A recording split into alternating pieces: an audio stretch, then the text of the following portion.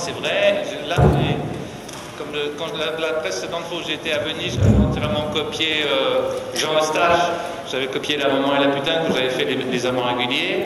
Et là, j'ai copié, parce que Jean Eustache était un condisciple qui est mort très jeune, mais qui était de ma génération. Là, j'ai copié, alors donc, j'avais copié un condisciple. Là, j'ai copié mon maître, là, Jean-Luc Godard, là, le Mépris.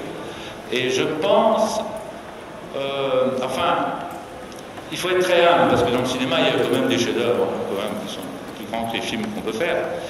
Mais je pense que normalement, on devrait dire que ce sont des films académiques.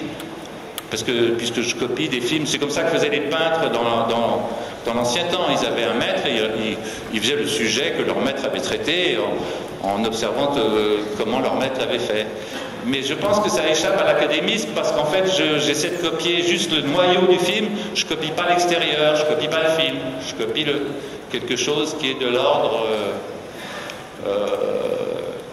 d'un atome intérieur au film, qui est l'inconscient du film peut-être. Enfin, qui est voilà. Mais moi je trouve qu'il vaut mieux quelque part avoir des maîtres et aussi par exemple Léos Carax est un disciple de Jean-Luc Godard. Le fait qu'on soit deux vrais disciples de Jean-Luc Godard, parce que Léos il n'est pas du tout disciple de moi, si je puis dire, c'est le moins qu'on puisse dire, mais par contre il l'est Jean-Luc Godard, bah, ça nous rapproche, Léos Carax.